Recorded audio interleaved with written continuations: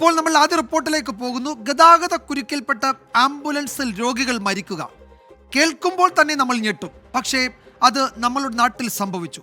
മലപ്പുറം കാക്കഞ്ചേരിയിൽ ആശുപത്രിയിലേക്ക് പോവുകയായിരുന്ന 2 രോഗികളാണ് ഗതാഗത കുരുക്കിൽപ്പെട്ട് ആംബുലൻസിൽ മരിച്ചത്.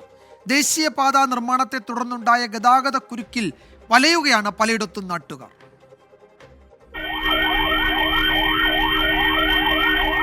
ഗുരുതരാവസ്ഥയിലുള്ള രോഗികളുമായി ആശുപത്രിയിലേക്ക് പോവുകയായിരുന്ന ആംബുലൻസുകൾ ഗതാഗത കുരുക്കിൽപ്പെട്ട് ജീവൻ നഷ്ടമായത് 2 രോഗികൾക്ക്.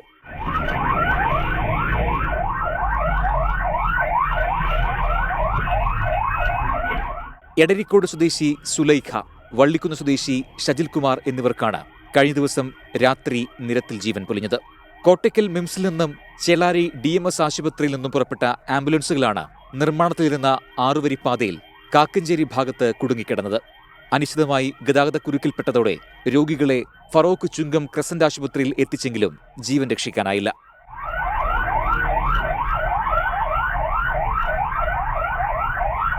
നാലുവരിയായി കുരുങ്ങിക്കിടക്കുന്ന വാഹനനിരയിൽ 1 ഇഞ്ച് പോലും അനങ്ങാനാവാതെ വാഹനം നിശ്ചലമാവുകയായിരുന്നു. മറ്റു വാഹനങ്ങളിലെ യാത്രക്കാർ ഇറങ്ങിവന്ന് കുരുക്കൊഴിവാക്കാൻ ശ്രമിച്ചെങ്കിലും ഫലമുണ്ടായില്ല.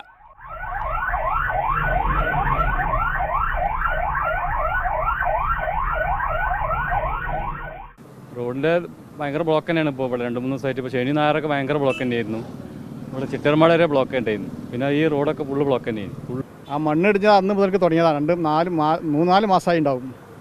അതിനുശേഷം ഓരോ പ്രശ്നങ്ങളായിട്ട് ഇങ്ങനെ എന്നും ബ്ലോക്കാണ്. KNRCക്ക് ഒന്നും ചെയ്യാൻ പറ്റാത്ത അവസ്ഥ. പോലീസുകാർ വന്നിട്ട് കാര്യമില്ല. 4 വരിയായിട്ടാണ് ഇപ്പോൾ അടിയിലെ വരിക്ക് വന്ന വണ്ടി. അപ്പോൾ ആംബുലൻസ് വന്നാൽ മാറ്റാൻ സൗകര്യമില്ല. ഇവിടുന്ന് ആർക്കും പോയി മാറ്റി കൊടുക്കാനുള്ള സൗകര്യമില്ല. വണ്ടികൾ ഈ 4 സർവീസ് മെയിൻ റോഡിൽ 4 വരി ഒന്നായിട്ടാണ് വണ്ടി വന്ന് തിങ്ങി നിൽക്കുന്നത്. കാക്കഞ്ചേരി ചേലമ്പ്ര ഗതാഗതക്കുരുക്ക് പുതിയ സംഭവമല്ല. 5 മാസമായി ഇതുവഴിയുള്ള യാത്ര ദുരിതപൂർണമാണ്. പലപ്പോഴും രാവെന്നോ പകലെന്നോ ഇല്ലാതെ റോഡിൽ വാഹനങ്ങളുടെ നിര കിലോമീറ്ററോളം നീളുന്നു. ഗതാഗത തടസ്സം പ്രതീക്ഷിക്കാതെ NH നിർമ്മാണം നടത്തിയതാണ് തിരിച്ചടിയായതെന്നാണ് ഉയരുന്ന ആരോപണം.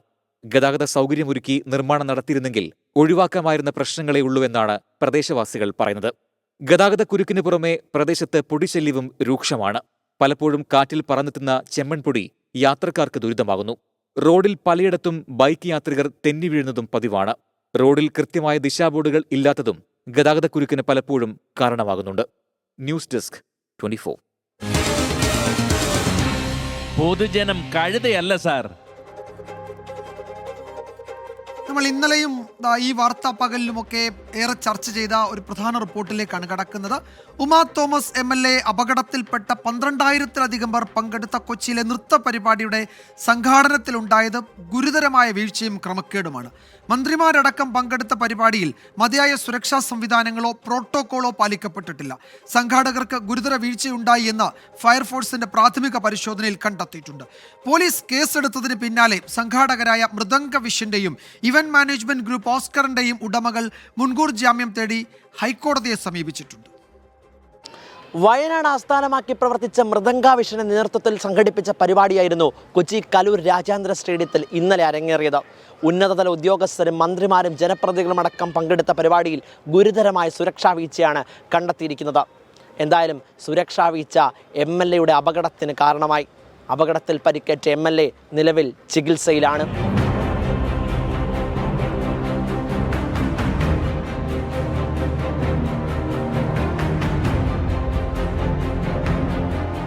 പന്ത്രണ്ടായിരത്തിലധികം ആളുകൾ പങ്കെടുത്ത പരിപാടി. മന്ത്രിമാർ ഉൾപ്പെടെയുള്ളവർ ഭാഗമായ പരിപാടിയിൽ പോലീസിനും സംഘാടകർക്കും സംഭവിച്ചത് ഗുരുതര വീഴ്ച. VIP പ്രോട്ടോകോൾ പാലിച്ചോ എന്ന് പോലീസ് ഉറപ്പുവരുത്തിയിരുന്നില്ല. മന്ത്രി പങ്കെടുക്കുന്ന വേദിയിൽ പരിപാടിക്ക് മുൻപ് സുരക്ഷാ പരിശോധന നടത്താൻ പോലീസ് ഇടപെടൽ നടത്തിയില്ല. സംഘാടകർക്ക് ഗുരുതരമായ വീഴ്ച സംഭവിച്ചെന്ന് ഫയർഫോഴ്സിന്റെ പ്രാഥമിക പരിശോധനയിലും കണ്ടെത്തി. ഉറപ്പുള്ള ബാരിക്കേഡുകൾ സ്ഥാപിച്ചില്ല. അപകടത്തിന് പിന്നാലെ സ്റ്റേജ് നിർമ്മാണത്തിലെ ഗുരുതരമായ അപാകതകളാണ് ഫയർഫോഴ്സിന്റെയും പോലീസിന്റെയും അടക്കം റിപ്പോർട്ടിൽ നിന്നും വ്യക്തമാകുന്നത്. പരിപാടിയുടെ സംഘാടകരായ മൃദംഗാവിഷിനെതിരെ ഗുരുതരമായ ആരോപണങ്ങളുമായാണ് നർത്തകരായ വിദ്യാർത്ഥികളും രക്ഷിതാക്കളും എത്തിയിരിക്കുന്നത്.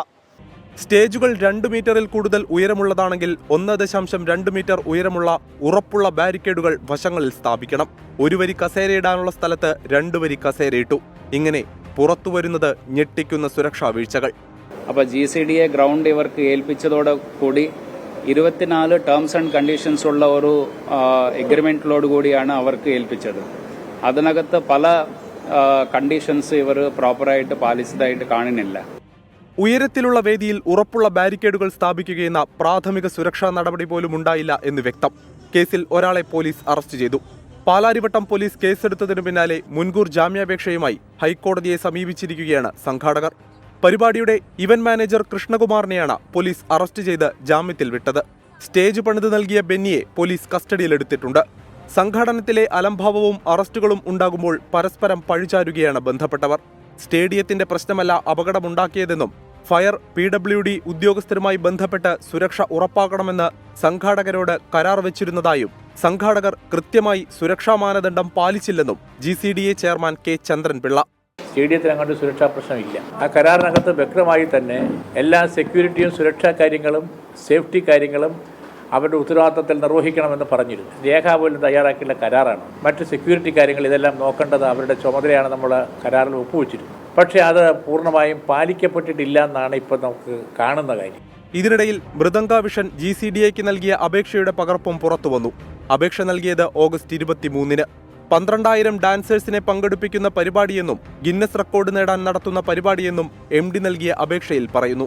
സ്ഥാപന ഉടമ നികോഷ് കുമാറാണ് അപേക്ഷ നൽകിയത്. കഴിഞ്ഞ ദിവസം കൊച്ചി കലൂർ രാജേന്ദ്ര സ്റ്റേഡിയത്തിൽ അരങ്ങേറിയ സംഭവവികാസങ്ങൾ നിരവധി ചോദ്യങ്ങൾക്കാണ് വഴിവെച്ചിട്ടുള്ളത്. ഗുരുതരമായ സംഘാടക പിഴവ് കണ്ടെത്തിയ സാഹചര്യത്തിൽ എന്ത് നടപടി, കലയെ വിറ്റ് കാശാക്കിയവർക്കെതിരെ എന്ത് നടപടി തുടങ്ങി ഒരുപാട് ചോദ്യങ്ങൾ ഉയർന്നു വരുന്നുണ്ട്. ഈ ചോദ്യങ്ങൾക്കെല്ലാം മറുപടി ലഭിച്ചേ മതിയാകൂ. കൊച്ചിയിൽ നിന്നും വിഷ്ണു കച്ചേരിക്കൊപ്പം YS അഭിനന്ദ്, 24. പൊതുജനം കഴുതയല്ല സാർ. ഇപ്പോൾ നമ്മൾ നൽകിയ 2 റിപ്പോർട്ടിനോടും വലിയ പ്രേക്ഷക പ്രതികരണം കൂടിയുണ്ട്.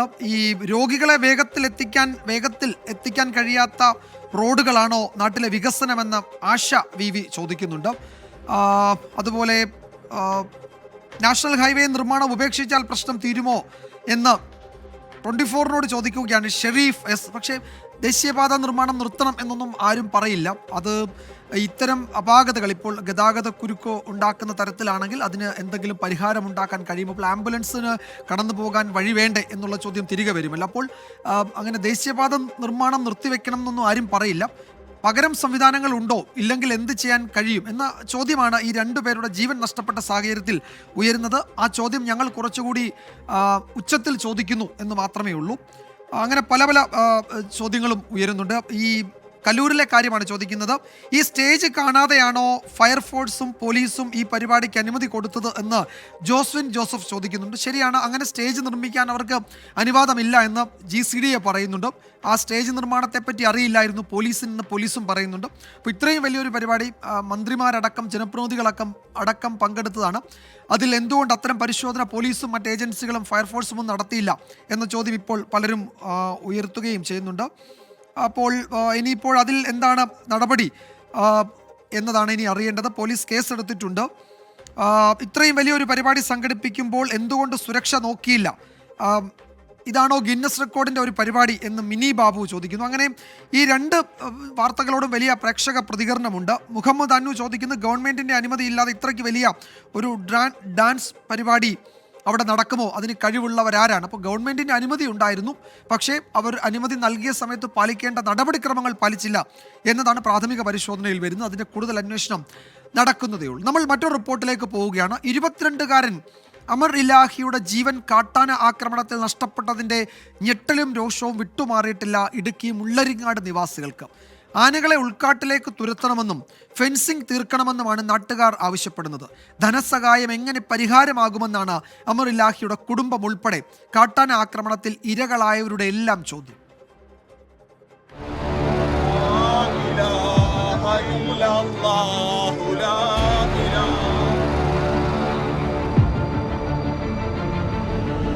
സമരം സൂചന മാത്രം,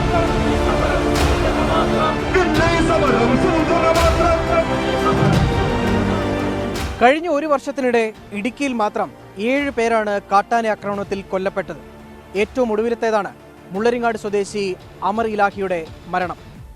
കാട്ടാനക്കലിയിൽ ഇനിയും എത്ര പേരുടെ ജീവൻ നഷ്ടപ്പെടുമെന്നതാണ് അവശേഷിക്കുന്ന ചോദ്യവും. പശുവിനെ അഴിച്ചുകെട്ടാൻ പോയ 22-കാരൻ അമർ ഇലാഹിയുടെ ചേതനയേറ്റ ശരീരമാണ് വീട്ടുമുറ്റത്തെത്തിയത്. കാട്ടാന കലി തീർത്തതാണ്.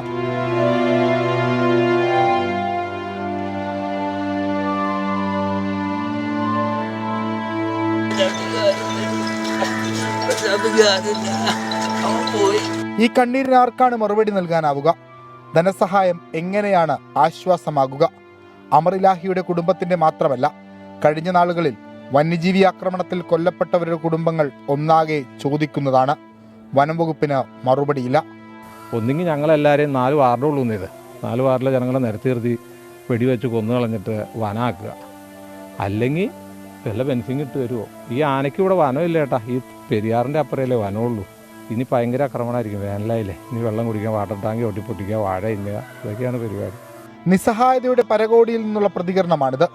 സർക്കാരാകട്ടെ പതിവ് നടപടിക്രമങ്ങൾ പിന്തുടർന്നു. വനം മന്ത്രി AK ശശീന്ദ്രൻ അന്വേഷണം പ്രഖ്യാപിച്ചു.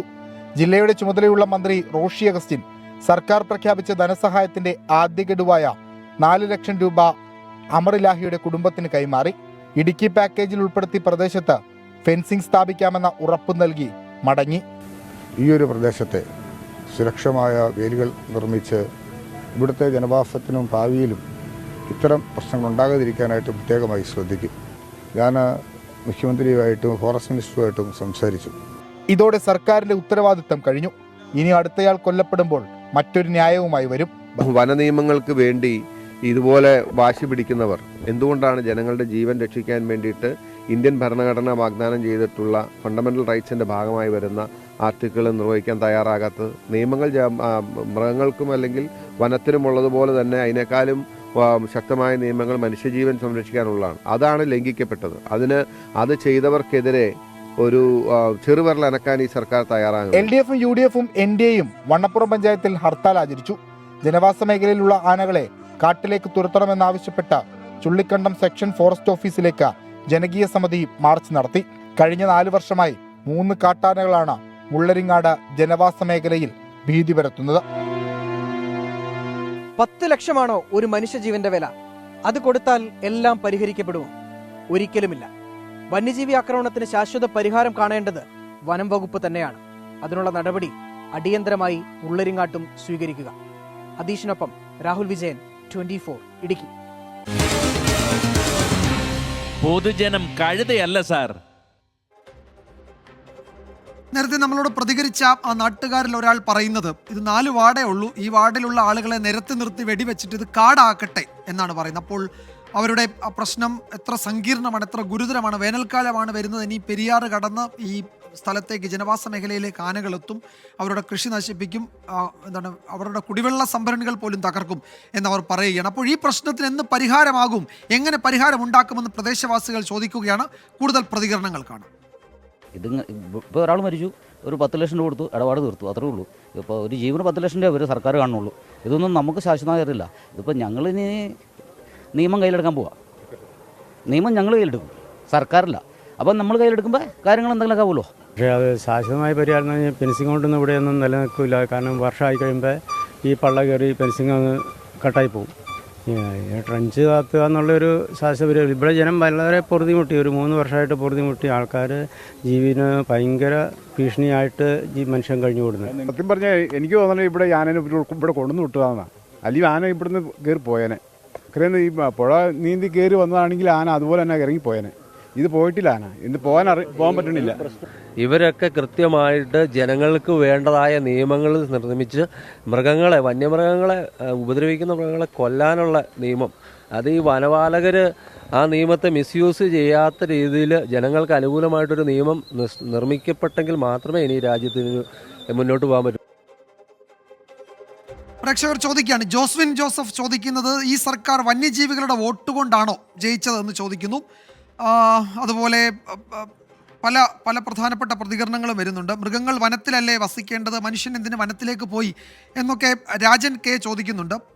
ഈ വനത്തോട് ചേർന്ന് കിടക്കുന്ന സ്ഥലങ്ങളിൽ അത്തരം ചില അങ്ങോട്ടും ഇങ്ങോട്ടുമൊക്കെ ഉള്ള ചില സംഗതികളൊക്കെ ഉണ്ടാകും, നമുക്കതറിയാവുന്നതാണല്ലോ. അപ്പോൾ ഇനിയും എത്ര രക്തസാക്ഷികൾ വേണം സർക്കാരിന് ജനങ്ങൾ കാട്ടാന ആക്രമണത്തിൽ സുരക്ഷ ഒരുക്കാനും പരിഹാരം കാണാനും എന്നാണ് റീന സതീശൻ ചോദിക്കുന്നത്. ഷൈനി പറയുകയായിരുന്നു അവരുടെ വേദനയാണ് ആ വാക്കുകളിലൂടെ പുറത്തു വരുന്നത്. ഉറപ്പായും ആ പ്രദേശത്ത് താമസിക്കുന്നവർക്കറിയാം അവരെത്ര കടുത്ത പ്രതിസന്ധിയിലൂടെയാണ് കടന്നു പോകുന്നത്. ഇപ്പോൾ ആഴ്ചയിൽ 1 എന്ന മട്ടിൽ വന്യജീവി ആക്രമണത്തിൽ ആളുകൾ മരിക്കുന്ന വിവരം നമ്മളിങ്ങനെ റിപ്പോർട്ട് ചെയ്യേണ്ടി വരുന്നുണ്ട്. ഇത് വല്ലാത്ത സങ്കടകരമായ അവസ്ഥയാണ്. അപ്പോൾ എന്താണ് വനം വകുപ്പിനൊക്കെ ശാശ്വതമായി ഇതിൽ ഇടപെടാൻ കഴിയുക, എങ്ങനെയാണ് പ്രശ്നപരിഹാരം എന്നതാണ് ഉയരുന്ന ചോദ്യം. അതിനൊരു മറുപടി, തൃപ്തികരമായ മറുപടി ഇതുവരെ കിട്ടിയിട്ടുമില്ല. ഇപ്പോൾ വരുന്ന റിപ്പോർട്ടിലേക്ക്, ഇടുക്കിയിൽ ഡിജിറ്റൽ സർവേക്ക് കൈക്കൂലി വാങ്ങിയ താൽക്കാലിക സർവേയർ പിടിയിലായി. എസ് നിതിനാണ് വിജിലൻസിന്റെ പിടിയിലായത്. ബൈസൺ വാലി പൊട്ടൻകുളത്തെ തോട്ടമളക്കാൻ 50,000 രൂപ കൈക്കൂലി വാങ്ങുമ്പോഴാണ് ഇയാൾ പിടിയിലായത്. ആർ ശ്രീജിത്ത് വിവരങ്ങൾ നൽകും തിരുവനന്തപുരത്ത് നിന്ന്. ശ്രീജിത്ത്, എന്തൊക്കെയാണ് വിവരങ്ങൾ? സ്ഥിരം പരാതി ഉയരുന്ന ഒരു താൽക്കാലിക ജീവനക്കാരനായിരുന്നോ ഈ നിതിൻ? അങ്ങനെയാണോ ഇയാൾ കുടുങ്ങിയത്? വിജയകുമാർ, ഇടുക്കി ജില്ലയിലെ ദേവികുളം താലൂക്കിലെ ബൈസൺ വാലി വില്ലേജിൽപ്പെട്ട പൊട്ടൻകാട് താവളത്തെ 146 ഏക്കർ വരുന്ന ഏലത്തോട്ടം അളക്കാനായി എസ്റ്റേറ്റ് മാനേജർ സർവേ വിഭാഗത്തെ സമീപിച്ചിരുന്നു. ദേവികുളം താലൂക്കിലെ താൽക്കാലിക സർവേയറായ നിതിൻ എസ്റ്റേറ്റിലെത്തുകയും 1 ലക്ഷം രൂപ കൈക്കൂലി ആവശ്യപ്പെടുകയും ചെയ്തു. 75,000 രൂപയെങ്കിലും നൽകാതെ ഈ അളന്ന് തിട്ടപ്പെടുത്തി കൊടുക്കാൻ കഴിയില്ല എന്നായിരുന്നു നിലപാട്. ഇതനുസരിച്ച് വീണ്ടും നിതിൻ എസ്റ്റേറ്റ് മാനേജർ അളക്കാൻ ബന്ധപ്പെട്ടപ്പോൾ 50,000 രൂപ അഡ്വാൻസായി തരണമെന്ന് പറഞ്ഞു. അങ്ങനെ വിജിലൻസിനെ അറിയിച്ചിട്ട് ഇന്ന് നേര്യമംഗലം PWD റെസ്റ്റ് ഹൗസിന് സമീപത്ത് വെച്ചായി പണം കൈമാറി. അപ്പോഴാണ് ദേവികുളം താലൂക്കിലെ താൽക്കാലിക സർവേയറായ എസ് നിതിൻ ഈ വിജിലൻസിൻ്റെ പിടിയിലാകുന്നത്. 75,000 രൂപയാണ് ചോദിച്ചത്. അഡ്വാൻസ് നിലയിൽ കൈപ്പറ്റിയ 50,000 രൂപയുമായാണ് ഈ നിതിൻ പിടിയിലായത്. ഇത്തരത്തിൽ എസ്റ്റേറ്റുകളും മറ്റ് ഭൂമികളും അളക്കുന്നതിന് സർവേയർമാർ കൈക്കൂലി ആവശ്യപ്പെടുന്നെന്ന പരാതി വ്യാപകമാണ് എന്നാണ് ഇപ്പോൾ ഉയരുന്ന ആക്ഷേപം. യെസ്, ഇപ്പോൾ പിടിയിലായിരിക്കുന്നത് ഈ തോട്ടമളക്കാൻ 50,000 രൂപ കൈക്കൂലി വാങ്ങുമ്പോഴാണ് ഈ താൽക്കാലിക ജീവനക്കാരൻ പിടിയിലായത്. ഈ എസ് നിതിൻ ബൈസൺ വാലിയിൽ വെച്ചിട്ടാണ് ഈ കൈക്കൂലി വാങ്ങാൻ ശ്രമിക്കുകയും ഇപ്പോൾ വിജിലൻസിൻ്റെ പിടിയിലാവുകയും ചെയ്ത്. ആ ശ്രീജിത്താണ് വിവരങ്ങൾ നൽകിയത്. ധാരാളം പ്രതികരണങ്ങൾ ഈ റിപ്പോർട്ടുകളിൽ ഉണ്ടാകുന്നുണ്ട്. പ്രത്യേകിച്ച് ഈ മനുഷ്യ മൃഗ സംഘർഷം ഏറ്റവും ശക്തമായി നിൽക്കുന്ന പശ്ചാത്തലത്തിൽ അതിൽ എന്തൊക്കെ നടപടികൾ എടുക്കാൻ കഴിയുമെന്നതിലൊക്കെ മൃഗങ്ങൾ നാട്ടിലിറങ്ങുന്നത് സർക്കാരിൻ്റെ കുറ്റമല്ല, കാട്ടിൽ നിന്നു മനുഷ്യൻ ഇറങ്ങണം എന്നാണ് അജ്മൽ പറയുന്നത്. മൃഗങ്ങൾ കാരണം എത്ര ജീവനുകളാണ് പൊലിയുന്നത്, ഓരോ ജീവൻ പൊലിയുമ്പോഴും അടുത്ത പ്രാവശ്യം ശരിയാക്കാമെന്ന് പറയും. എന്നാൽ ഇവർക്ക് എവിടെയെങ്കിലുമൊക്കെ പ്രശ്നങ്ങൾ പരിഹരിച്ചുകൂടെ, എന്നിട്ട് കാശ് കൊടുത്ത് പരിഹരിക്കാൻ ശ്രമിക്കുന്നു എന്ന് ആശ വീണ്ടും പറയുന്നുണ്ട്. അങ്ങനെ അതുപോലെ ഈ ഉമാ തോമസ് MLA അപകടത്തിൽപ്പെട്ട ആ പരിപാടി, ഇത്തരമൊരു പരിപാടി മന്ത്രി പോലും അറിഞ്ഞില്ല എന്ന് പറയുമ്പോൾ ജനങ്ങൾക്ക് എന്തു തോന്നും എന്ന് പറയുന്നപ്പോൾ മന്ത്രിയൊക്കെ അറിഞ്ഞതാണ്, മന്ത്രി പങ്കെടുത്തതാണ്. അതിലെ വേദിയുടെ കാര്യത്തിൽ മാത്രമാണ് ഈ ചട്ടപ്രകാരമല്ല അത്തരം ഒരു വേദി നിർമ്മിക്കാൻ അനുമതിയില്ല എന്ന് GCDയും പോലീസും ഫയർഫോഴ്സും ഒക്കെ പറയുന്നത്. അവിടെ ചട്ടവിരുദ്ധമായ, ക്രമവിരുദ്ധമായ, നിയമവിരുദ്ധമായ കുറേ കാര്യങ്ങൾ നടന്നിട്ടുണ്ട്. അത് ഉറപ്പാണ്, അത് വസ്തുതയാണ്. അതിൻ്റെ വിവരങ്ങൾ വന്നുകൊണ്ടിരിക്കുന്നതേ ഉള്ളൂ. പക്ഷേ എങ്ങനെ അവർക്ക് അങ്ങനെ നിയമവിരുദ്ധമായി ഇത് സംഘടിപ്പിക്കാൻ കഴിഞ്ഞു, ഈ വേദി ഒരുക്കാൻ കഴിഞ്ഞു എന്ന ചോദ്യം ഉയരുന്നുണ്ട്. അതിനൊരു ഉത്തരം കിട്ടേണ്ട മണിക്കൂറുകളാണ് നമ്മൾ കടന്നു പോകുന്നത്. അപ്പോൾ കടുവ പശുവിനെ ആക്രമിച്ചു കൊന്ന കൽപ്പറ്റയിലെ പെരുന്തട്ട എസ്റ്റേറ്റ് മേഖലയിലെ മനുഷ്യർക്ക് ആശങ്ക തുടങ്ങിയിട്ട് കാലങ്ങളായി. കടുവയും പുലിയും തുടങ്ങി എല്ലാം വിഹരിക്കുന്ന പ്രദേശമാണിത്. ഇതിനടുത്തുള്ള ആനപ്പാറയിലാണ് മാസങ്ങൾക്ക് മുൻപ് കടുവയും 3 കുട്ടികളും വളർത്തുമൃഗങ്ങളെ വേട്ടയാടിയത്. വന്യജീവി ആക്രമണം തുടർച്ചയായ സാഹചര്യത്തിലാണ് പ്രദേശവാസികൾ പശുവിന്റെ ജഡവുമായി ഇന്ന് ദേശീയപാത ഉപരോധിച്ചത്. ആവശ്യമായ നിയമനിർമ്മാണം വേണമെങ്കിൽ അതുണ്ടാകണം. എല്ലാ ഗവൺമെന്റുകളും ആ ഗവൺമെന്റുകളുടെ ഭാഗത്തു നിന്ന് നമുക്ക് പൂർണ്ണമായ സഹകരണം ഉണ്ടാകണം. പുലിപ്പേടി, കടുവപ്പേടി, ആനപ്പേടി. പെരുന്തട്ട, ആനപ്പാറ, ഓടത്തോട് നിവാസികളുടെ ഉറക്കം നഷ്ടപ്പെട്ടിട്ട് നാളുകൾ ഏറെയായി. പെരുന്തട്ടയിൽ പശുവിനെ കൊന്നത് പുലിയെന്ന് വനം വകുപ്പ്, കടുവയെന്ന് നാട്ടുകാർ. എന്തായാലും ഇവിടുത്തെ നാട്ടുകാരുടെ സ്വസ്ഥതയ്ക്ക് മുകളിൽ വന്യമൃഗങ്ങൾ വിഹരിക്കുകയാണ്. ഏറ്റവും ഒടുവിൽ പെരുന്തട്ടയിൽ വന്യജീവി കൊന്നത് ഒരു പശുവിനെ കൂടി. ആക്രമിച്ചത് പുളിയാർക്കുന്ന സതീഷിന്റെ പശുവിനെ. മൃഗസംരക്ഷണ വകുപ്പിന്റെ പരിശോധനയിൽ കടുവയാണ് പശുവിനെ കൊന്നതെന്ന് വ്യക്തമായതായി നാട്ടുകാർ പറയുന്നു. എന്നാൽ വനം വകുപ്പിന്റെ വിശദീകരണം ആക്രമിച്ചത് പുലി എന്നാണ്. ആഴം നോക്കിയപ്പോൾ 2 ഇഞ്ചിൻ്റെ കൂടുതൽ ആഴമുണ്ട്. അപ്പോൾ ആഴം കണ്ടപ്പോൾ ഡോക്ടർ പറഞ്ഞു ഇത് കടുവയാകാൻ ചാൻസ് ഉണ്ട്. തീർപ്പ് പറഞ്ഞില്ല, കടുവയാകാൻ ചാൻസ് ഉണ്ട് പറഞ്ഞു. പിന്നെ കടുവയെ ഇന്നലെ ഒരു 7:30 മണിയാകുമ്പോൾ ഈ താഴത്ത് വെച്ച് കണ്ടവരുണ്ട്. വന്യമൃഗശല്യത്താൽ പൊറുതിമുട്ടിയ ജനങ്ങൾ ഇതോടെ തെരുവിലേക്ക് ഇറങ്ങി. പശുവിന്റെ ജഡവുമായി വെള്ളാരംകുന്നിൽ ദേശീയപാത ഉപരോധം. ഏതെങ്കിലും ഒരു രാഷ്ട്രീയ പാർട്ടിയെ നേരിട്ടല്ല, കാരണം സ്വാഭാവികമായിട്ടും ഇത് ജനങ്ങളെ കെടുക്കുന്നത്.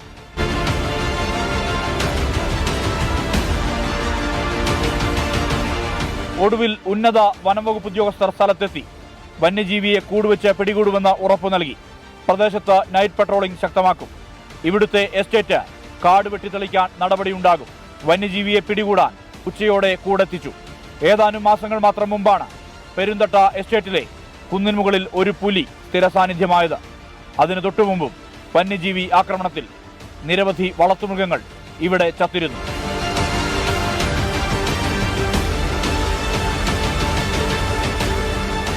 പ്രദേശവാസികൾക്ക് അല്പമെങ്കിലും ആശ്വാസമുണ്ടാകണമെങ്കിൽ കാടിറങ്ങുന്ന വന്യജീവികൾ കൂട്ടിലാകണം. അല്ലാത്ത പക്ഷം ഈ ആശങ്കയോടുകൂടി തന്നെ ജീവിതം തുടരേണ്ടി വരും. മനു ദാമോദരനൊപ്പം സുർജിത് അയ്യപ്പത്ത്, 24 വയനാട്. പൊതുജനം കഴുതയല്ല സാർ. ഇവിടെ ജിൻസ് കുര്യാക്കോസ് ഒരു പ്രധാനപ്പെട്ട നിർദ്ദേശം മുന്നോട്ട് വയ്ക്കുന്നുണ്ട്. വന്യമൃഗശല്യം തടയാൻ എന്താണ് വഴി? നിയമസാധുതയുള്ള സൊല്യൂഷനാണ് കണ്ടുപിടിക്കേണ്ടതെന്നാണ് ജിൻസ് പറയുന്നത്. ട്രെഞ്ച് കൊണ്ടൊന്നും നടക്കില്ല.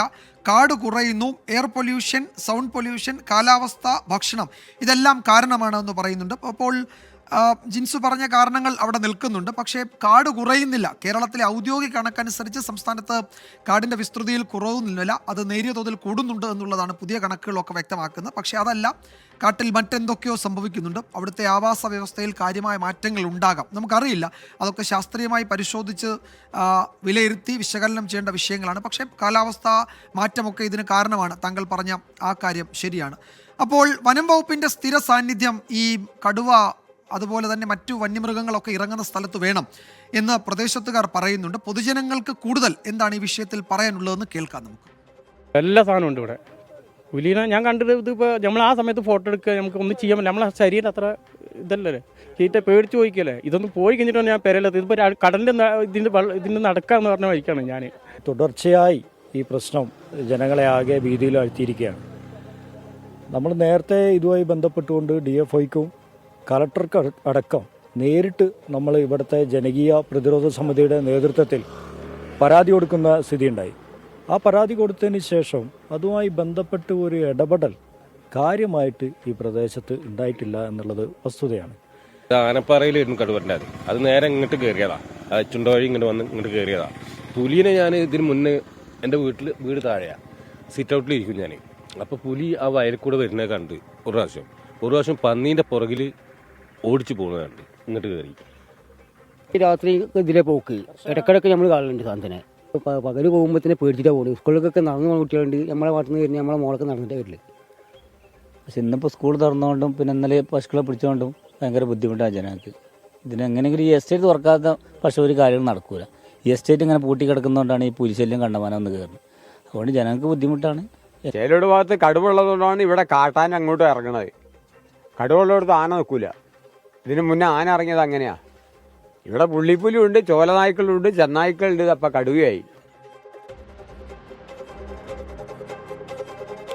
ഇതാ കുമാർ പറയുകയാണ്, വനം കയ്യേറ്റം ആദ്യം അവസാനിപ്പിക്കണം എന്ന് പറയുകയാണ്. അപ്പോൾ രവികുമാർ പറയുന്നത് സർക്കാർ എന്തെങ്കിലും കാര്യമായി ആലോചിച്ചു തുടങ്ങേണ്ട സമയം അതിക്രമിച്ചു എന്നത് വളരെ ശരിയാണ്. ഈ വിഷയത്തിൽ ഒരു പരിഹാരം, ശാശ്വതമായ പരിഹാരം ഉണ്ടാക്കണം. അതിന് സർക്കാരുകൾ ഇടപെടേണ്ട സമയം കഴിഞ്ഞിട്ടുണ്ട്. അത് ഈ രാജേന്ദ്രൻ വയല പറയുകയാണ്, വന്യജീവികൾക്ക് ഭക്ഷണവും വെള്ളവും കാട്ടിൽ ലഭ്യമാക്കണം. സർക്കാരും വനം വകുപ്പും പദ്ധതി തയ്യാറാക്കുക. തമിഴ്നാട് അതിനൊരു മാതൃകയാണ് എന്ന് പറയുന്നുണ്ട്. ശരിയാണ്. തമിഴ്നാട്ടിൽ ചില മേഖലകളിൽ ഈ വന്യജീവികൾക്ക് ഭക്ഷണവും വെള്ളവും, പ്രത്യേകിച്ച് വെള്ളം കൃത്യമായി കിട്ടാനുള്ള ക്രമീകരണങ്ങൾ ഏർപ്പെടുത്തിയതായി നേരത്തെ തമിഴ്നാട് വനം വകുപ്പ് തന്നെ അതിൻ്റെ വിവരങ്ങളും അതിൻ്റെ ദൃശ്യങ്ങളുമൊക്കെ അവർ പുറത്തുവിട്ടിരുന്നു. വേനൽക്കാലത്ത് മൃഗങ്ങൾക്ക് വെള്ളം കാട്ടിനുള്ളിൽ എത്തിക്കുന്ന ഒരു പദ്ധതി അവിടെയുണ്ട്, പല മേഖലകളിലുമുണ്ട്. ഏതായാലും സീന മുഹമ്മദ് പറയുന്നു, ശാശ്വത പരിഹാരം കാണണം. അപകടം നടക്കുമ്പോൾ നഷ്ടപരിഹാരം കൊണ്ട് മാത്രം കാര്യമില്ല എന്ന് സീന പറയുകയാണ്. അപ്പോൾ ഇതിൽ വളരെ സജീവമായ ചർച്ച പ്രേക്ഷകരുടെ ഇടയിൽ നടക്കുന്നുണ്ട്. ഈ റിപ്പോർട്ട് ഇവിടെ അവസാനിക്കുന്നില്ല, വീണ്ടും അതിൻ്റെ തുടർച്ച തന്നെയാണ്. കാട്ടാനശല്യം രൂക്ഷമായതിനാൽ ഒരു പ്രദേശത്തെ ആകെ കൃഷി പൂർണ്ണമായി ഇല്ലാതായതിൻ്റെ ദുഃഖകരമായ സാഹചര്യത്തിലാണ് പൊതുജനം കഴുതയല്ല സാർ പരിപാടി ഇനി കടന്നു ചൊല്ലുന്നത്. അത് പാലക്കാട് കിഴക്കഞ്ചേരി പഞ്ചായത്തിൻ്റെ മലയോര മേഖലയായ പനംകുറ്റി, കരടിയാള ഭാഗങ്ങളിലാണ്. കാട്ടാനശല്യം രൂക്ഷമായതിനാൽ പലപ്പോഴും ജോലിക്ക് പോകാൻ പോലും പറ്റാത്ത അവസ്ഥയിലാണ് ഈ മേഖലയിലെ ജനങ്ങൾ.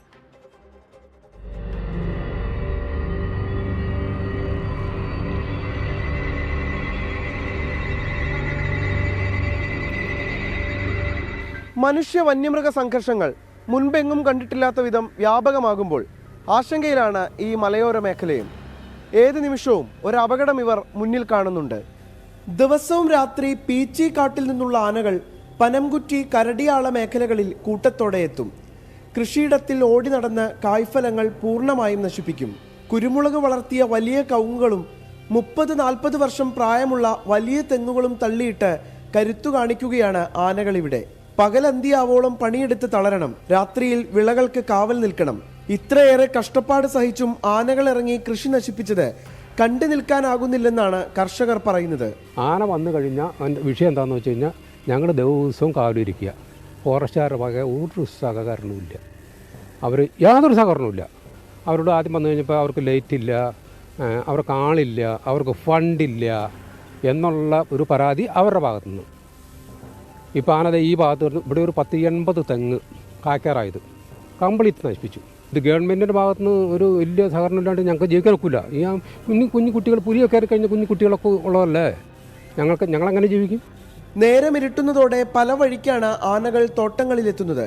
വനത്തോട് ചേർന്നുള്ള പല തോട്ടങ്ങളും പരിചരണമില്ലാതെ പൊന്തക്കാട് മൂടി കിടക്കുന്നതിനാൽ കാട്ടിൽ നിന്നിറങ്ങുന്ന ആനകൾ ഇത്തരം സ്വകാര്യ തോട്ടങ്ങളിലാണ് തമ്പടിക്കുന്നത്. ഇതിനാൽ രാത്രികാലങ്ങളിൽ ആനകൾ മറഞ്ഞു നിൽക്കുന്നതും കാണാനാകുന്നില്ല. ജീവൻ പണയപ്പെടുത്തിയുള്ള ഈ കാവലിരിപ്പ് കൂടുതൽ ദിവസം മുന്നോട്ട് കൊണ്ടുപോകാനാകില്ലെന്നാണ് കർഷകർ പറയുന്നത്. കരടിയാള ഭാഗങ്ങളിൽ പകൽ സമയവും ആനകളാണ്. പടക്കം പൊട്ടിച്ച ആനകളെ ഓടിക്കുന്നതും ബഹളമുണ്ടാക്കുന്നതുമൊന്നും ഇപ്പോൾ ഇവയ്ക്ക് പേടിയില്ലാതായിരിക്കുന്നു. ആനകളെ ശല്യം ചെയ്താൽ അവ ആക്രമിക്കാൻ പാഞ്ഞെത്തുന്ന സ്ഥിതിയുമുണ്ടായി. ഒരു മാസത്തിൽ 4-5 പ്രാവശ്യം ഞങ്ങളുടെ വീടിൻ്റെ അടുത്ത് വന്നിട്ട് ആന വന്ന് ശല്യം ചെയ്യണു. ഞങ്ങൾ ആരുടെ അടുത്ത് പറയും? ഞങ്ങളുടെ ജീവൻ പോയാൽ ഞങ്ങൾ എന്ത് ചെയ്യും? ആരുടെ അടുത്ത് പറയും? ഞങ്ങളുടെ മക്കളിനെ ആര് നോക്കും? ഇതിനെന്താ അവർ പ്രതിവിധി കാണാത്തത്? പ്രദേശത്ത് പുലിയുടെ സാന്നിധ്യവുമുണ്ടെന്നാണ് പ്രദേശവാസികൾ പറയുന്നത്. സമീപത്തെ എസ്റ്റേറ്റ് തൊഴിലാളികൾ പുലി മാനിനെ പിടിച്ചുകൊണ്ടുപോകുന്നത് വനം വകുപ്പിനെ അറിയിച്ചിരുന്നു. ആനശല്യത്തിൽ പൊറുതിമുട്ടിയിരിക്കുകയാണ് ഇപ്പോൾ പുലിയുടെ സാന്നിധ്യവും. വനംവകുപ്പ് ഇടപെടൽ കാര്യക്ഷമമാക്കിയില്ലെങ്കിൽ ജനങ്ങളുടെ നിത്യജീവിതത്തെ പോലും അത് പ്രതികൂലമായി ബാധിക്കുക തന്നെ ചെയ്യും. നിഖിൽ പ്രമേഷ്, 24 പാലക്കാട്. പൊതുജനം കഴുതയല്ല സാർ. ആശ വി ചോദിക്കുന്നു, ഞങ്ങൾ വയനാട്ടുകാര് എന്നാണ് മൃഗങ്ങളുടെ ശല്യമില്ലാതെ സുഖമായി കിടന്നുറങ്ങാൻ പറ്റുക എന്ന ഒരു ചോദ്യമാണ് ഉന്നയിക്കുന്നത്. ദേവി പറയുന്നത് ഇന്നലെ മരിച്ച കുട്ടിയുടെ വീട് കാടിനോട് ചേർന്നാണ്. ദേവികയ്ക്ക് ആ സ്ഥലം നന്നായി അറിയാമെന്നാണ് അവർ പറയുന്നത്. അതൊരു കാട് ആണ്, ചുറ്റും കാടാണ് എന്നവർ പറയുകയായിരുന്നു. അപ്പോൾ അത് നേരത്തെ തന്നെ പറഞ്ഞിരുന്നു. കാടിനോട് ചേർന്നുള്ള ഒരു തേക്കിൻ കൂപ്പാണ്. അവിടെ പശുവിനെ മേയ്ക്കാൻ പോകുമ്പോഴാണ് ഈ ദാരുണ സംഭവം ഉണ്ടായത് എന്ന് പറയുകയാണ്. വനം കയ്യേറിയവരെ അവിടെ നിന്ന് മാറ്റി മറ്റൊരു സ്ഥലത്തേക്ക് താമസിപ്പിക്കണമെന്ന് കുമാർ ആവർത്തിച്ച് പറയുന്നുണ്ട്. വനം കയ്യേറ്റമാണ് ഈ പ്രശ്നങ്ങളുടെയൊക്കെ കാരണമെന്നാണ് അദ്ദേഹം തുടർച്ചയായി പറയുന്നത്. തമിഴ്നാട് സർക്കാരും വനപാലകരും ഒത്തൊരുമിച്ച് എന്തെല്ലാം പദ്ധതികളാണ് മൃഗങ്ങൾക്ക് വേണ്ടി ചെയ്യുന്നത് എന്ന് ഷൈനി ചോദിക്കുന്നുണ്ട്. അവിടെ കുറേ പദ്ധതികൾ ഈ വനം വകുപ്പ് അവിടെ മൃഗങ്ങൾക്ക് കാട്ടിൽ നിന്ന് പുറത്തിറങ്ങാൻ അത്തരമൊരു സാഹചര്യം ഒരുക്കാതെ നോക്കുന്നുണ്ട്. അതിൻ്റെ ചില കാര്യങ്ങളെപ്പറ്റി നേരത്തെയും വന്നിരുന്നു. അതിൻ്റെ കൂടുതൽ റിപ്പോർട്ടുകൾ നമ്മൾ വരും ദിവസങ്ങളിൽ ഉൾപ്പെടുത്താം. അപ്പോൾ ഇതാണ് പല മേഖലകളിൽ നിന്ന് വരുന്നത്. ഇപ്പോൾ നമ്മൾ നൽകിയ റിപ്പോർട്ട് അവിടെ വനം വകുപ്പ് ഇടപെടൽ കാര്യക്ഷമമാക്കണമെന്ന് നാട്ടുകാർ തുടർച്ചയായി പറയുന്നുണ്ട്. അപ്പോൾ ആ മേഖലയിലെ പ്രശ്നത്തിനൊരു പരിഹാരം, കാട്ടാന ശല്യത്തിൻ്റെ വാർത്തകൾ പല ഭാഗങ്ങളിൽ നിന്ന് വരുന്നുണ്ട്. ആ മേഖലകളിലൊക്കെ ആളുകൾ പറയുന്ന അവിടെ വനംവകുപ്പ് ഉദ്യോഗസ്ഥരെത്തണം, വനംവകുപ്പിൻ്റെ ഇടപെടൽ കാര്യക്ഷമമായി ഉണ്ടാകണമെന്നതാണ്. കൂടുതൽ പ്രതികരണങ്ങൾ നാട്ടുകാരുടെ പൊതുജനങ്ങളുടെ ഭാഗത്തുനിന്ന് ഉണ്ടാകുന്നുണ്ട്. അതിലേക്കാണ് ഇനി നമ്മൾ പോകുന്നത്. ഭരിക്കുന്ന ഭരണകർത്താക്കൾക്കും അപ്പോൾ ഒരു ഉത്തരവാദിത്വമില്ല. അവർ ചൂടായി നിന്നാലാണ് കീഴുദ്യോഗസ്ഥന്മാർ പണിയെടുക്കുക. കീഴുദ്യോഗസ്ഥന്മാർക്കും ചൂടില്ല, ഇവർക്കും ചൂടില്ല. പിന്നെ ഞങ്ങളിവിടെ 5-8 വീട്ടുകാരും കൂടി എന്ത് ചെയ്യാനാ? അപ്പോൾ അതുകൊണ്ട് സർക്കാരിൻ്റെ ഭാഗത്ത് നിന്ന് സത്വരമായ ഒരു നടപടി എന്തായാലും വേണം. അതില്ലാതിരുന്നാൽ നമുക്ക് ഭയങ്കര ബുദ്ധിമുട്ടാണ്. ജീവനെ തന്നെ ഹാനികരമാണ്. എന്ത് വേണമെങ്കിലും സംഭവിക്കുക എന്നുള്ള രീതിയിലാണ് ഇപ്പോൾ ഞങ്ങൾ ഈ പരിസരവാസികളെല്ലാം നിൽക്കുന്നത്. അവർ യൂണിഫോം പേഴ്സൺസ് ആണ്. അവരുടെ നിയമം അനുസരിച്ച് അവർക്ക് നിൽക്കാൻ കഴിയുള്ളൂ. ഞങ്ങൾക്ക് ജീവിക്കാൻ പറ്റില്ലെങ്കിൽ പിന്നെ അതിൻ്റെ തക്കതായ നടപടികൾ ഞങ്ങൾ ചെയ്യും. കാരണം ഇവിടെ ഈ മൃഗങ്ങളുടെ ഇടയിൽ കിടന്ന് ചാവുന്നതിലും ഭേദമാണ് എന്തെങ്കിലും ഞങ്ങൾ ചെയ്തിട്ട് ജയിലിൽ പോയി കിടക്കുന്നത് എന്നേ എനിക്ക് പറയാനുള്ളൂ. मेरा रूट में गया था सुबह को काम करने के लिए. फिर हम लोग हिरन वाला भागता है, क्यों भागता है हम लोग देखने के लिए गया था. फिर वो शेर को इसका पीछे आया है. फिर हम लोग गया नहीं उधर, डर के हम लोग पीछे आया था. ഇപ്പോഴൊരു പ്രധാന റിപ്പോർട്ട് വരുന്നുണ്ട് തിരുവനന്തപുരത്ത് നിന്ന്. ക്രിസ്മസ് ദിനത്തിൽ തിരുവനന്തപുരം വലിയവേളി ബീച്ചിൽ കുളിക്കാനിറങ്ങി അപകടത്തിൽപ്പെട്ട് ചികിത്സയിലിരുന്ന 2 പേരും മരിച്ചു. വലിയവേളി സ്വദേശികളായ കെവിൻ, ജോഷി എന്നിവരാണ് മരിച്ചത്. അജീഷ് ജയകുമാർ വിവരങ്ങൾ നൽകും തിരുവനന്തപുരത്ത് നിന്ന്. അജീഷ്, എന്താണ് സംഭവിച്ചത്? വിവരങ്ങൾ എന്തൊക്കെയാണ്? വിജയകുമാർ, കഴിഞ്ഞ ബുധനാഴ്ച ഉച്ചയോടെയായിരുന്നു സംഭവം. ക്രിസ്മസ് ദിനമായിരുന്നു അന്ന് വേളി സെന്റ് തോമസ് പള്ളിക്ക് സമീപമുള്ള ബീച്ചിൽ കുളിക്കാനിറങ്ങിയ യുവാവിനെ കുളിക്കാനിറങ്ങിയപ്പോൾ യുവാവാണ് ആദ്യം ഈ കടലിൽ അകപ്പെട്ടത്. യുവാവിനെ രക്ഷിക്കാനാണ് ഈ 2 പേരും കടലിലിറങ്ങിയത്. വലിയവേളി സ്വദേശികളായ കെവിൻ, ജോഷി എന്നിവരാണ് യുവാവിനെ രക്ഷിക്കാൻ ഇറങ്ങിയത്. ഇവരും പക്ഷേ തിരയിൽപ്പെട്ട് മുങ്ങിത്താഴുകയായിരുന്നു. ഇവരെ മത്സ്യത്തൊഴിലാളികളും മറ്റുള്ളവരും ചേർന്ന് രക്ഷപ്പെടുത്തി ഉടൻ തന്നെ സ്വകാര്യ ആശുപത്രിയിൽ പ്രവേശിപ്പിച്ചുവെങ്കിലും ശ്വാസകോശത്തിലും മറ്റും മണൽ കയറി ഗുരുതരാവസ്ഥയിലാവുകയായിരുന്നു. ചികിത്സയിലിരുന്ന ഇവർ ഇന്ന് 4 മണിയോടെയാണ് ഇവരുടെ മരണം രേഖപ്പെടുത്തിയത്. കെട്ടിട നിർമ്മാണ തൊഴിലാളിയായ കെവിൻ ഇതിൽ ഊമയാണ്. വിഴിഞ്ഞം പോലീസ് ഇതിനെ തുടർന്ന് വിഴിഞ്ഞം കോസ്റ്റൽ പോലീസ് കേസെടുത്തിട്ടുണ്ട്. അതിദാരുണമായ സംഭവമാണ്. വലിയവേളി സ്വദേശികളായ കെവിൻ, ജോഷി എന്നിവരാണ് മരിച്ചത്. ക്രിസ്മസ് ദിവസമാണ് അവർ തിരുവനന്തപുരത്ത് വലിയവേളി ബീച്ചിൽ കുളിക്കാൻ ഇറങ്ങിയത്. അപകടത്തിൽപ്പെട്ട് ചികിത്സയിലായിരുന്നു. ഗുരുതരമായ പ്രശ്നങ്ങൾ, അവർക്ക് ആരോഗ്യ പ്രശ്നങ്ങളുണ്ടായിരുന്നു. ആ 2 പേരും മരിച്ചു എന്ന വിവരമാണ് ഇപ്പോൾ വരുന്നത്. അജീഷ് ജയകുമാറാണ് വിവരങ്ങൾ നൽകിയത്. ടി.പി. ചന്ദ്രശേഖരൻ വധക്കേസ് പ്രതി കൊടി സുനി 30 ദിവസത്തെ പരോളിൽ പുറത്തിറങ്ങി. മനുഷ്യാവകാശ കമ്മീഷന്റെ കത്ത് പരിഗണിച്ചാണ് ജയിൽ വകുപ്പിന്റെ നടപടി. വ്യവസ്ഥകൾ ലംഘിച്ച് സുനിക്ക് പരോൾ അനുവദിച്ചത് എന്ന ആരോപണമാണ് കെ രമ MLA ഉന്നയിക്കുന്നത്. വിസ്മയ കേസ് പ്രതി കിരൺകുമാറിനും ജയിൽ മേധാവി 30 ദിവസത്തെ പരോൾ അനുവദിച്ചു. പോലീസ് റിപ്പോർട്ട് അവഗണിച്ചുകൊണ്ടാണ്, തള്ളിക്കൊണ്ടാണ് ഈ 2 കേസുകളിലും ജയിൽ മേധാവി പരോൾ അനുവദിച്ചത് എന്നതാണ് ശ്രദ്ധേയം. സർക്കാരും പാർട്ടിയും TP കേസ് പ്രതികൾക്ക് ജയിലിനകത്തും പുറത്തും വഴിവിട്ട സഹായങ്ങൾ നൽകുന്നുവെന്ന ആക്ഷേപം നിലനിൽക്കെയാണ് കൊടിസുനിക്ക് ജയിൽ വകുപ്പ് പരോൾ നൽകിയത്. പരോൾ ഉത്തരവ് കിട്ടിയതോടെ തവനൂർ സെൻട്രൽ ജയിലിലുണ്ടായിരുന്ന കൊടിസുനി പുറത്തിറങ്ങി. 5 വർഷത്തിന് ശേഷമാണ് കൊടിസുനി ജയിലിന് പുറത്തിറങ്ങുന്നത്. ആരോഗ്യ കാരണങ്ങൾ ചൂണ്ടിക്കാട്ടി കൊടിസുനിയുടെ അമ്മ മനുഷ്യാവകാശ കമ്മീഷന് അപേക്ഷ നൽകിയിരുന്നു. തുടർന്ന് മനുഷ്യാവകാശ കമ്മീഷൻ ജയിൽ മേധാവിക്ക് കത്തു നൽകി. ഇത് പരിഗണിച്ചാണ് 30 ദിവസത്തെ പരോൾ അനുവദിച്ചത്. ജയിലിൽ കഴിയുമ്പോൾ മറ്റു കേസുകളിൽ പ്രതിയായതിനാൽ പരോൾ നിഷേധിച്ചിരുന്നു. ജയിലിൽ നിന്ന് പരോൾ ലഭിച്ച ഘട്ടങ്ങളിൽ ക്രിമിനൽ പ്രവർത്തനങ്ങളിൽ ഏർപ്പെട്ടതിനെ തുടർന്ന് സുനിക്ക് പരോൾ നൽകരുതെന്ന് പോലീസ് റിപ്പോർട്ട് നൽകിയിരുന്നു. അസാധാരണ നടപടിയെന്ന് കെ രമ MLA. 1 മാസത്തെ പരോൾ അനുവദിച്ചത് എങ്ങനെയാണ് എന്ന് മറുപടി കേരളത്തിലെ ഗവൺമെൻറ് പറയണം, ആഭ്യന്തര വകുപ്പ് പറയണം. ആഭ്യന്തര വകുപ്പ് മന്ത്രി അറിയാതെ ജയിൽ DGPക്ക് മാത്രം ഇത്തരത്തിലൊരു ഉത്തരവ് ഇറക്കാൻ സാധിക്കുമെന്ന് ഞാൻ പ്രതീക്ഷിക്കുന്നില്ല. ഇത് തീർച്ചയായിട്ടും ഈ ഒരു പ്രതി, ഈ ക്രിമിനൽ നാട്ടിൽ ഇറങ്ങിക്കഴിഞ്ഞാൽ എന്തൊക്കെയാണ് 1 മാസം നാട്ടിൽ നിന്നാൽ എന്തൊക്കെയാണ് ഉണ്ടാവുക എന്നതിന് ഉത്തരവാദിത്തം ആർക്കാണ് ഉണ്ടാവുക? അപ്പോൾ വളരെ സംശയാസ്പദമാണ്, അസാധാരണമായ ഒരു സാഹചര്യമാണ്. സ്ത്രീധന പീഡനത്തെ തുടർന്ന് BAMS വിദ്യാർത്ഥിനി വിസ്മയ ജീവനൊടുക്കിയ കേസിൽ 10 വർഷം തടവ് ശിക്ഷ വിധിച്ച കിരൺകുമാർ നിലവിൽ പൂജപ്പുര സെൻട്രൽ ജയിലിലാണ്. പോലീസ് റിപ്പോർട്ട് തള്ളിയാണ് ജയിൽ വകുപ്പ് പരോൾ അനുവദിച്ചത്. നിയമ നടപടിയുമായി മുന്നോട്ട് പോകുമെന്ന് വിസ്മയയുടെ പിതാവ്. ഇന്ന് എന്നെ സംബന്ധിച്ചോളം ഒരു ദുഃഖകരമായിട്ടുള്ള ഒരു വാർത്തയാണ് ഉണ്ടായത്. കാരണം കിരണ് ഈ പരോള് കിട്ടിയെന്ന് തന്നെ പറയുന്നത് എങ്ങനെ കിട്ടിയെന്നുള്ളതിനെ പറ്റി ഒരു അന്വേഷണത്തിന് അത്യാവശ്യമായിട്ടുണ്ട്. പോലീസ് റിപ്പോർട്ട് വരെ തള്ളിയിട്ടാണ് ജയിൽ DGP അവന് പരോള് കൊടുത്തിരിക്കുന്നത്. അപ്പോൾ അതൊരു ഏതർത്ഥത്തിലാണെന്ന് നമ്മൾ അന്വേഷിക്കേണ്ടതാണ്. അപ്പോൾ അത് നമ്മളെ നിയമ സംവിധാനത്തിനെയൊക്കെ മറികടന്നുകൊണ്ട് DGPക്ക് അങ്ങനെ ഒരു അധികാരം ഉണ്ടോ എന്ന് നമുക്കറിയില്ല. എങ്ങനെ അവനിത് കൊടുത്തെന്നുള്ളതിനെ പറ്റി നമുക്കൊന്ന് അന്വേഷിച്ചേ ഒക്കുള്ളൂ. അതുമായിട്ട് ബന്ധപ്പെട്ട് ഞാൻ എൻ്റെ നിയമ നടപടിയായിട്ട് മുന്നോട്ട് പോകും. ആദ്യം നൽകിയ അപേക്ഷയിൽ പോലീസ് റിപ്പോർട്ട് കിരണിന് എതിരായിരുന്നു. എന്നാൽ രണ്ടാമത് നൽകിയ അപേക്ഷയിൽ പ്രൊബേഷൻ റിപ്പോർട്ടും അനുകൂലമായും പോലീസ് റിപ്പോർട്ട് പ്രതികൂലമായും വന്നു. പിന്നീടാണ് ജയിൽ മേധാവി അപേക്ഷ പരിഗണിച്ച് 30 ദിവസത്തെ പരോൾ അനുവദിച്ചത്. ഭൂരിഭാഗം പരോൾ അപേക്ഷയിലും പോലീസ് റിപ്പോർട്ട് പരിഗണിച്ചാണ് ജയിൽ വകുപ്പ് തീരുമാനമെടുക്കാറ്. എന്നാൽ ഈ 2 സംഭവങ്ങളിലും പോലീസ് റിപ്പോർട്ട് തള്ളിക്കൊണ്ടാണ് ജയിൽ മേധാവി പരോൾ അനുവദിച്ചിട്ടുള്ളത്. ഇതിൽ അസ്വാഭാവികമുണ്ടെന്നാണ് പ്രതിപക്ഷം ആരോപിക്കുന്നത്. തിരുവനന്തപുരത്ത് നിന്നും അജീഷ് ജയകുമാർ, 24. പൊതുജനം കഴുതയല്ല സാർ. മറ്റൊരു റിപ്പോർട്ടിലേക്ക്. കോഴിക്കോട് ഫറോക്ക് വെസ്റ്റ് നെല്ലൂരിലെ കരുവന്തുരുത്തി ജലപദ്ധതി നിലച്ചിട്ട് 5 മാസം. ഇതോടെ 3000 കുടുംബങ്ങളിൽ നിന്നായി 10,000-ഓളം ആളുകളുടെ കുടിവെള്ളമാണ് മുട്ടിയത്. ജലവിതരണം പുനരാരംഭിക്കാത്തതിൽ പ്രതിഷേധിച്ച് നാട്ടുകാർ ജനകീയ കമ്മിറ്റി രൂപീകരിച്ച് പ്രതിഷേധത്തിലുമാണ്. കരുവന്തുരുത്തി ജലവിതരണ പദ്ധതി വാട്ടർ അതോറിറ്റിക്ക് കീഴിലായിരുന്നു ആദ്യമുണ്ടായിരുന്നത്. 2001 ഇത് ഫറോക്ക് നഗരസഭ ഏറ്റെടുത്തു. ഇപ്പോൾ 5 മാസമായി ഈ പദ്ധതിയിൽ നിന്ന് ജനത്തിന് കുടിവെള്ളം കിട്ടിയിട്ട്. എന്താ ഞങ്ങൾ ചെയ്യുക? ഇതിനെന്തെങ്കിലും തീരുമാനം എടുക്കണം ഞങ്ങൾക്ക്. പിന്നെ ഈ കുട്ടികൾ ഒരു പല്ല് വെച്ച് മോറിക്കുക, വെള്ളമില്ല, എവിടത്തുണ്ട് ഒരു കുഴിയില്ല, ഒരു കിണറില്ല, ഒന്നുമില്ല. എന്താ ഞങ്ങൾ ചെയ്യേണ്ടത്? ഇതിനെന്തെങ്കിലും ഇത് ചെയ്യണം ഞങ്ങൾക്ക്. എല്ലാം ഞാൻ ശരിയാവില്ല. ഈ കുടിവെള്ളം നിർത്തി എന്താ ചെയ്യുക? ഇത് 2 ദിവസം കുടിവെള്ളം വരും, ഒരു 20 ദിവസം വെള്ളം ഇല്ല.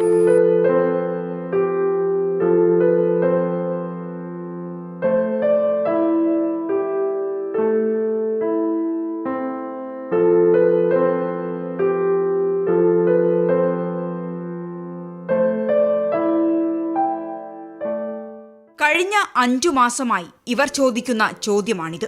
കുടിവെള്ളം പോലും കിട്ടാതായതോടെ ശരിക്കും ദുരിതത്തിലായി ജനം. മുടക്കമില്ലാതെ 50 വർഷത്തിലധികമായി ജനത്തിന് ഈ പദ്ധതിയിൽ നിന്ന് കുടിവെള്ളം കിട്ടിയിരുന്നു. പുഴയോര പ്രദേശമായതിനാൽ ഉപ്പുവെള്ളമാണ് കിണറുകളിൽ. മിക്കവർക്കും സ്വന്തമായി കിണറില്ല. 54 കൊല്ലമായി ഞങ്ങളിവിടെ താമസം തുടങ്ങിയിട്ട്. ഇന്ന് വരെ ഞങ്ങൾക്ക് വെള്ളത്തിന് ഭയങ്കര ബുദ്ധിമുട്ടാണ്. ഈ ഫുട്പാത്തും കൂടെ നേരെ പോയി വെള്ളം പരിക്കൊക്കെ വെള്ളം കൊണ്ടുപോകാൻ ഞങ്ങൾക്ക് കഴിയണില്ല. അതിനെക്കൊണ്ട് ഞങ്ങൾക്ക് കുടിവെള്ളം ഞങ്ങൾക്ക് ആവശ്യമാണ്. ഞങ്ങൾ കുറേ പെരക്കാരുണ്ട് ഇവിടെ. കുടിവെള്ളം ഇല്ലാണ്ട് ഞങ്ങൾ ഈ ജപ്പാൻ വെള്ളം കുടിച്ചിട്ടും മറ്റേ കലക്കുള്ള വെള്ളം കൊണ്ടുവന്ന് തെളിയിച്ച് കുളിച്ചിട്ടൊക്കെയാണ് ഞങ്ങൾ ജീവിതം മുന്നോട്ട് പോകുന്നത്. അതിനെക്കൊണ്ട് ഞങ്ങൾക്ക് ഈ വെള്ളം ഞങ്ങൾക്ക് നിർബന്ധമായിട്ട് കിട്ടണം. ഞങ്ങൾ ഒരു വീട്ട് മാത്രമല്ല, ഒരുപാട് ആൾക്കാരുണ്ട് ഇവിടെ. വെള്ളം കിട്ടാതെ ഞങ്ങൾ ജപ്പാൻ വെള്ളം കുടിച്ചിട്ട് ബ്ലീച്ചിങ് വയ്ക്കുന്ന വെള്ളം കുടിച്ചിട്ട് ഭയങ്കരനൊക്കെ കംപ്ലൈൻറ്റ് വരുന്നുണ്ട്. വെസ്റ്റ് നെല്ലൂരിലെ പമ്പ് ഹൗസിൽ മെയിൻ സ്വിച്ച് കത്തിപ്പോയെന്നും മോട്ടറിന്റെ സ്റ്റാർട്ടർ പ്രവർത്തിക്കുന്നില്ലെന്നുമായിരുന്നു ഫറോക്ക് നഗരസഭ ആദ്യഘട്ടത്തിൽ ജലവിതരണം മുടങ്ങാൻ കാരണമായി പറഞ്ഞത്. എന്നാൽ ഇത് ജനം വിശ്വാസത്തിലെടുക്കാൻ തയ്യാറായില്ല. പദ്ധതിയിൽ നിന്ന് ദിവസം 4 ലക്ഷം ലിറ്റർ വെള്ളം വിതരണം ചെയ്തിരുന്നു. 200 പൊതു ടാപ്പുകളിൽ നിന്ന് 10,000-ലധികം കുടുംബങ്ങൾക്ക് ഈ വെള്ളം കിട്ടിയിരുന്നു. പക്ഷേ ഇന്ന് എത്രത്തോളം ബുദ്ധിമുട്ടുണ്ടെന്ന് പറഞ്ഞാൽ കുടിവെള്ളത്തിന്റെ കാര്യമല്ലേ, അതിന്റെ ബുദ്ധിമുട്ട് ഞങ്ങൾ ആരും പറയണ്ടല്ലോ. കുടിക്കുന്ന ആവശ്യം എത്രത്തോളം ഉണ്ടെന്നില്ല അറിയണ്ടേ. അപ്പോൾ ആ ഒരു കുടിവെള്ളത്തിന് പറഞ്ഞാൽ ജപ്പാൻ ഉണ്ടെന്ന് പറഞ്ഞിട്ടാണ് ഇപ്പോൾ ജപ്പാനാണ് ഇപ്പോൾ നമ്മളെ ഏക ആശ്രയം എന്ന് പറഞ്ഞിട്ടാണ്. ഈ ജപ്പാനൊക്കെ പോയ 1-2 ആഴ്ച കഴിഞ്ഞിട്ടൊക്കെയാണ് ഈ ജപ്പാൻ പൊട്ടിയാലൊക്കെ നന്നാക്കിയിട്ട് വരുന്നത്. അതുവരെ ഞങ്ങൾക്ക് കുടിക്കേണ്ടേ. ഞങ്ങളെ കുട്ടികളില്ല, ചെറിയ കുഞ്ഞു മക്കളുണ്ട്. ഈ ജപ്പാൻ വന്നിട്ട് തന്നെ മര്യാദയ്ക്ക് ഞങ്ങൾക്ക് അത് എടുക്കാൻ കിട്ടലില്ല. ജപ്പാൻ കുടിവെള്ള പദ്ധതിയിൽ വെള്ളം ലഭിക്കുന്നുണ്ടെങ്കിലും ഇത് സ്ഥിരമായില്ല. ഒരു തുള്ളി വെള്ളത്തിനായി നെട്ടോട്ടമോടുകയാണിവർ. ഈ പദ്ധതിയുടെ ആവർത്തന ചെലവ് സംസ്ഥാന സർക്കാർ എടുത്തുകളഞ്ഞതാണ് നിലവിലെ പ്രതിസന്ധിക്ക് കാരണമെന്ന് നഗരസഭ ഇപ്പോൾ വിശദീകരിക്കുന്നു. പദ്ധതി ചെലവ് വരുന്നത് 12,000 രൂപയാണ്. ഈ പണം എന്തുകൊണ്ട് നഗരസഭയ്ക്ക് കൊടുക്കാൻ സാധിക്കുന്നില്ല എന്ന ചോദ്യമാണ് ജനം ഉന്നയിക്കുന്നത്. നിലവിൽ ആക്ഷൻ കമ്മിറ്റി രൂപീകരിച്ച് സമരത്തിലാണ് ജനം. ഇനിയും പ്രശ്നത്തിന് പരിഹാരമായില്ലെങ്കിൽ വലിയ രീതിയിലുള്ള പ്രക്ഷോഭത്തിലേക്ക് കടക്കേണ്ടി വരുമെന്ന മുന്നറിയിപ്പാണ് ഇവർ നൽകുന്നത്. മിഥില ബാലൻ, 24 കോഴിക്കോട്. പൊതുജനം കഴുതയല്ല സാർ. ഇപ്പോൾ കൊച്ചിയിൽ നിന്ന് പ്രധാനപ്പെട്ട വിവരം വരുന്നുണ്ട്. കൊച്ചിയിൽ കാറിലെത്തി 50 ലക്ഷം രൂപ തട്ടിയ കേസിൽ 5 പ്രതികൾ അറസ്റ്റിലായി. മരട് പോലീസാണ് കൊടൈക്കനാലിൽ നിന്ന് പ്രതികളെ പിടികൂടിയത്. പച്ചാളം സ്വദേശിയുടെ 50 ലക്ഷം രൂപയാണ് പ്രതികൾ തട്ടിയെടുത്തത്. എസ് ശ്യാംകുമാർ വിവരങ്ങൾ നൽകും. കൊച്ചിയിൽ നിന്ന് ശ്യാം, എങ്ങനെയാണ് ഈ പ്രതികൾ പിടിയിലായത്? ഇവർ ഈ സംഭവത്തിന് ശേഷം കൊടൈക്കനാലിലേക്ക് കടക്കുകയായിരുന്നു. വിജയകുമാർ, പച്ചാളം സ്വദേശിയായ ഒരാളെ അയാളുടെ കമ്മീഷൻ നൽകാനുള്ള പണം എന്ന പേരിൽ വിളിച്ചു വരുത്തിയ ശേഷമാണ് കയ്യിലുണ്ടായിരുന്ന 50 ലക്ഷം രൂപ ഈ പ്രതികൾ ചേർന്ന് തട്ടിയെടുത്തത്. ഇത് പണം തട്ടിയെടുക്കുന്നതിനായി പച്ചാളം സ്വദേശിയുടെ മുഖത്ത് കുരുമുളക് സ്പ്രേ അടിച്ച ശേഷമായിരുന്നു ഈ പണവുമായി പ്രതികൾ മരടിൽ നിന്ന് മുങ്ങുകയായിരുന്നു. പിന്നീട് പോലീസ് നടത്തിയ അന്വേഷണത്തിൽ ഇവരുടെ ടവർ ലൊക്കേഷൻ കേന്ദ്രീകരിച്ച് അന്വേഷിച്ചപ്പോഴാണ് പ്രതികൾ കൊടൈക്കനാലിൽ ഉണ്ട് എന്ന് കണ്ടെത്തിയത്. പോലീസ് അവിടെ എത്തി 5 പ്രതികളെയും കസ്റ്റഡിയിലെടുക്കുകയായിരുന്നു. ഇന്ന് മരടിലെത്തിച്ച് ഇവരുടെ അറസ്റ്റ് രേഖപ്പെടുത്തുകയും ചെയ്തിട്ടുണ്ട്. ശരി ശ്യാമ, വളരെ പ്രധാനപ്പെട്ട ഒരു വിവരം ഇപ്പോൾ വരുന്നുണ്ട്. ആ വാർത്തയുടെ വിശദാംശങ്ങളിലേക്കാണ്. മുണ്ടക്കൈ ചൂരൽമല ഉരുൾപൊട്ടൽ അതിതീവ്ര ദുരന്തമായി പ്രഖ്യാപിച്ച് കേന്ദ്ര ആഭ്യന്തര മന്ത്രാലയം. അതാണ് ഇപ്പോൾ വരുന്നത്. അത് സംബന്ധിച്ച ഉത്തരവ് പുറത്തിറങ്ങിയിട്ടുണ്ട്. കേന്ദ്രം വയനാട് മേപ്പാടി ദുരന്തം ഒരു അതിതീവ്ര ദുരന്തമായി പ്രഖ്യാപിച്ചു എന്ന വിവരമാണ് ഇപ്പോൾ വരുന്നത്. ഉമേഷ് ബാലകൃഷ്ണൻ വിശദാംശങ്ങൾ നൽകും.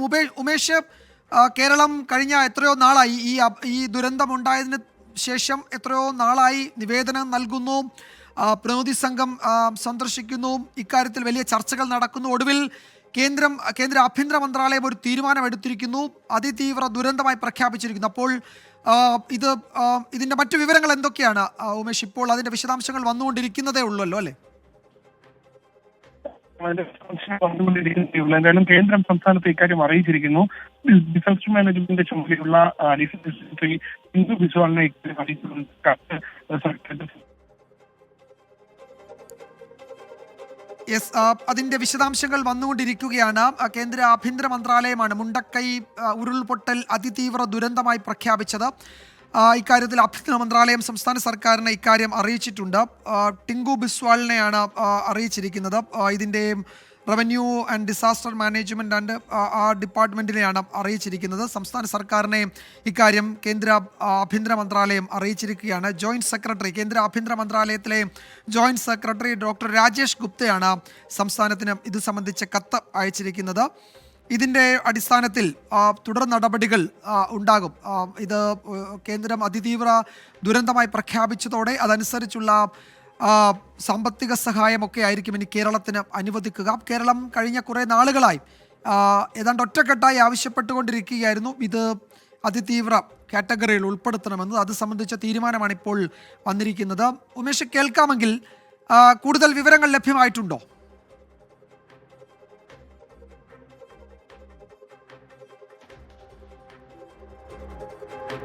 കേന്ദ്ര ആഭ്യന്തര മന്ത്രാലയത്തിൻ്റെ ജോയിൻറ്റ് സെക്രട്ടറി ഡോക്ടർ രാജേഷ് ഗുപ്തയാണ് ഇക്കാര്യം ഔദ്യോഗികമായി കേരളത്തെ അറിയിച്ചിരിക്കുന്നത്.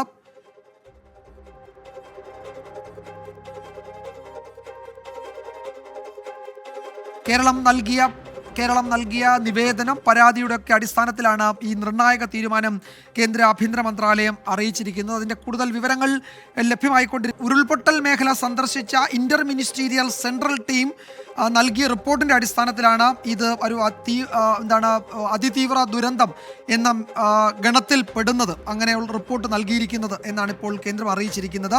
ഡിസംബർ 30 അയച്ച കത്താണ് ടിങ്കു ബിസ്വാളിന് കേന്ദ്ര ആഭ്യന്തര മന്ത്രാലയത്തിലെ joint secretary doctor Rajesh Gupta ഇന്ന് അയച്ച കത്താണ്. ഇതനുസരിച്ചാണ് ഈ ഗണത്തിൽ അതിതീവ്ര ദുരന്തമായി അതിനെ പ്രഖ്യാപിച്ചിരിക്കുന്നുവെന്ന് അറിയിച്ചിരിക്കുന്നത്. ഉമേഷ് ബാലകൃഷ്ണൻ ടെലിഫോൺ ലൈനിലുണ്ട് എന്നാണ് ഞാൻ കരുതുന്നത്. ഉമേഷ്, കൂടുതൽ വിവരങ്ങൾ എന്തൊക്കെയാണ്? വിജയകുമാർ പറഞ്ഞതുപോലെ ഇന്റർ മിനിസ്റ്റീരിയൽ സെൻട്രൽ ടീം നടത്തിയ പ്രായോഗിക തലത്തിലെ വിസിറ്റും അതിന്റെ പ്രായോഗിക തലത്തിലെ റിപ്പോർട്ട് പരിഗണിച്ചാണ് തീവ്ര ദുരന്തമായി ഇപ്പോൾ വയനാട് ദുരന്തത്തെ തീരുമാനിച്ചിരിക്കുന്നത്.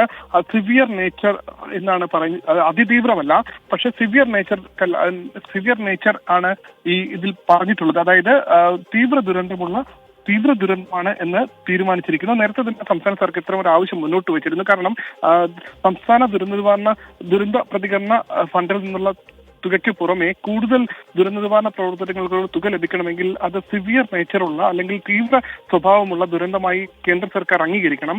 അത് കൂടുതൽ ദുരന്ത നിവാരണ പ്രവർത്തനങ്ങൾക്ക് കൂടുതൽ ഫണ്ട് ലഭിക്കുന്നതിന് സഹായകമാവും. ആ സാഹചര്യത്തിലാണ് ഇത്തരമൊരു ആവശ്യം സംസ്ഥാനം മുന്നോട്ട് വെച്ചത്. സംസ്ഥാനം ആദ്യം മുന്നോട്ട് വെച്ചത് ഇതൊരു നാഷണൽ ഡിസാസ്റ്റർ, ദേശീയ ദുരന്തമായി പ്രഖ്യാപിക്കണം എന്നുള്ള ആവശ്യമായിരുന്നു. പക്ഷെ അതിന് മാനദണ്ഡങ്ങൾ കൃത്യമായി ഉൾപ്പെടുന്നില്ല എന്നുള്ള ഒരു മറുപടിയാണ് കേന്ദ്രം തിരികെ നൽകിയത്. അതിന്റെ അടിസ്ഥാനത്തിലാണ് തീവ്ര ദുരന്തം എന്നുള്ള ഗണത്തിൽപ്പെടുത്തി കൂടുതൽ ധനസഹായം ലഭിക്കുന്ന രീതിയിൽ തീവ്ര ദുരന്തമായി പ്രഖ്യാപിക്കണമെന്നുള്ള ആവശ്യം സംസ്ഥാനം മുന്നോട്ട് വെച്ചത്. എന്തായാലും കേന്ദ്രം നിരവധി തവണ ഇത്തരത്തിൽ ആവശ്യങ്ങൾ തള്ളിയെങ്കിലും ഒടുവിൽ തീവ്ര ദുരന്തം എന്നുള്ള സംസ്ഥാനത്തിന്റെ ആവശ്യം അത് അംഗീകരിച്ചു നൽകിയിരിക്കുന്നു. സിവിയർ നേച്ചർ ഉള്ള ഡിസാസ്റ്ററായി വയനാട് മേപ്പാടി ഉരുൾപൊട്ടൽ ദുരന്തത്തെ ഇപ്പോൾ അംഗീകരിച്ചിരിക്കുന്നു. എന്തായാലും ഇതിൽ നിന്ന് കൂടുതൽ ദേശീയ ദുരന്ത പ്രതികരണ ഫണ്ടിൽ നിന്ന് കൂടുതൽ തുക ദുരന്ത നിവാരണ പ്രവർത്തനങ്ങൾക്ക് സംസ്ഥാനത്തിന് ലഭിക്കും എന്നുള്ളത് ഇതോടുകൂടി വ്യക്തമായിരിക്കുന്നു. സ്വാഭാവികമായി കൂടുതൽ ദുരന്ത നിവാരണ പ്രവർത്തനങ്ങൾ വേഗത്തിലാക്കാനും സർക്കാർ എന്തായാലും കേരളത്തിന്റെ ആവശ്യം ഈ വിഷയത്തിൽ ഏറെക്കുറെ അംഗീകരിക്കപ്പെട്ടിട്ടുണ്ട് എന്നാണ് പ്രാഥമികമായി നമ്മൾ മനസ്സിലാക്കുന്നത്. അതിന്റെ കൂടുതൽ വിവരങ്ങൾ വരാനിരിക്കുന്നതേ ഉള്ളൂ. എന്തായാലും അത് കൂടുതൽ വിവരങ്ങൾ, അതിൻ്റെ ആ കത്തിൻ്റെ ഉള്ളടക്കം സംബന്ധിച്ചൊക്കെയുള്ള കൂടുതൽ വിവരങ്ങൾ വരാനിരിക്കുന്നുണ്ട്. ഒരു തീവ്ര ദുരന്തമായി പ്രഖ്യാപിച്ചു കേന്ദ്ര ആഭ്യന്തര മന്ത്രാലയം കേരളത്തെ, അത് അറിയിച്ചിട്ടുണ്ട്. കൂടുതൽ വിവരങ്ങൾ അടുത്ത മണിക്കൂറുകളിൽ ലഭ്യമാവും. കേരളം ഉന്നയിച്ച ആവശ്യങ്ങളിൽ ഏറെക്കുറെ ഈ വിഷയത്തിൽ അനുകൂല തീരുമാനം ആഭ്യന്തര മന്ത്രാലയത്തിൽ നിന്നുണ്ടായിട്ടുണ്ട് എന്നാണ് പ്രാഥമികമായി നമ്മൾ മനസ്സിലാക്കുന്നത്. കൂടുതൽ വിവരങ്ങൾ വരാനിരിക്കുന്നതേ ഉള്ളൂ. അപ്പോൾ ഈ റിപ്പോർട്ടോടെ പൊതുജനം കഴുതയല്ല സാർ എന്ന ഈ പരിപാടി അവസാനിക്കുകയാണ്.